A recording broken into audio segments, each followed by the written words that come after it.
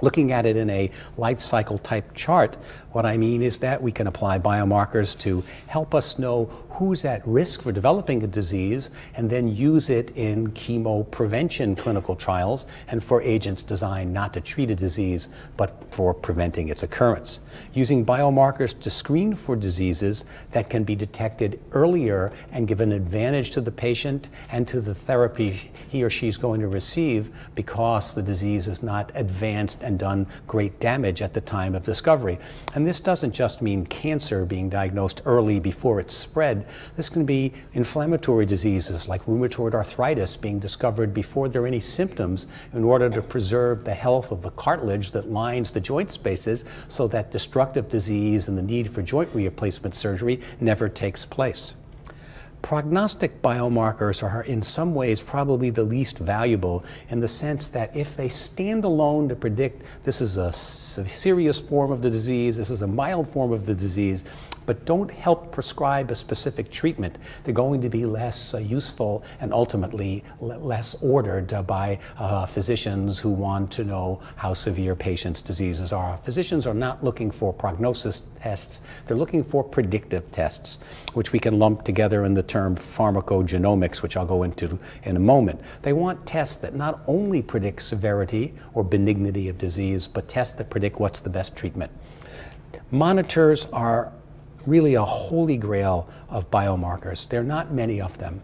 We have them for some diseases and use them with great success, like PSA for prostate cancer. Not so much to diagnose the disease, but to be able to tell whether the new therapy we're trying is or is not causing the cancer to respond, diminish, and reflect that by reducing PSA.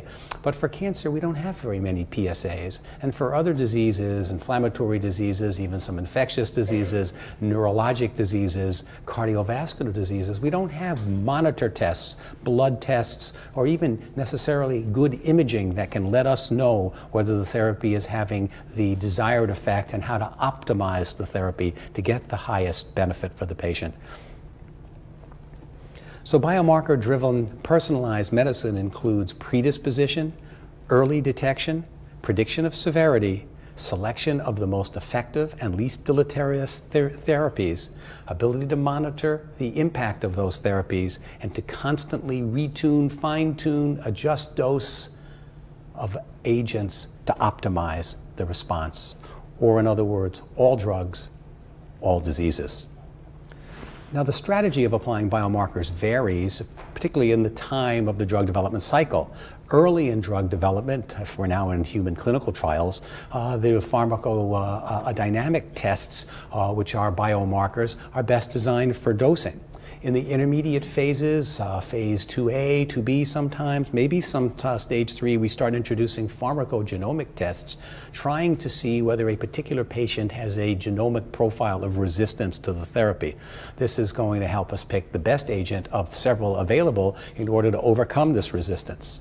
Later, in the late phase 2s and phase 3 portions, we have the endpoint type surrogate markers. Now, one thing, of course, about surrogate markers is the regulatory agency's general resistance of using them in place of classic clinical parameters.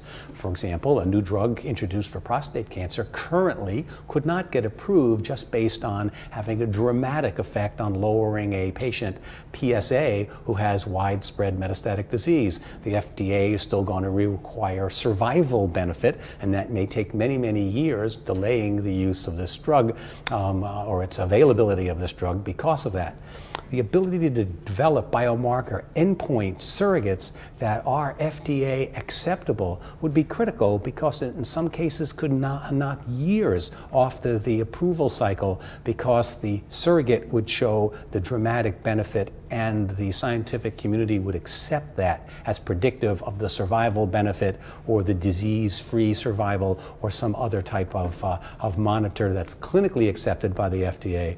We have to develop surrogate biomarkers that can, by overwhelming scientific evidence, start to stand in for the disease outcome clinical measures so we can get approvals faster. And then finally, and most importantly, biomarkers can greatly aid in any stage in development in selecting which patients to treat, which drug to use, and which dose by their ability to predict the patient's clinical outcome. Now here's from a pharmaceutical monitor magazine some 7 years ago, predicting that if the biomarker story were to be fully realized, it's possible to reduce 20% of new compounds entering phase 2 and 3 because they can be killed much earlier by the biomarker evidence. That would reduce also 50% of the number of patients needed in phase 2 due to selection of more likely to respond patients. Powered statistics will show a unequivocally difference between treated and untreated patients very, very early and not require as many patients, also reducing the number of the expensive patients in the phase 3 trial, and thus also the duration of the phase 3 trial, reducing thus 20 to 40% of total drug development costs when fully realized. Here's the racetrack development of biomarker-based drugs, and you can see it's not a U, it's a complete oval where as you leave regulatory approval, phase 4 post-approval testing leads to the development of new targets, new candidate genes, novel markers that get validated in preclinical work, that lead to the discovery of new possible candidates, the development of biomarker-driven animal studies, which include toxicology, and then into the phase 1, 2, 3 cycle we go. A continuous circle of biomarkers feeding back to get new agents discovered and developed.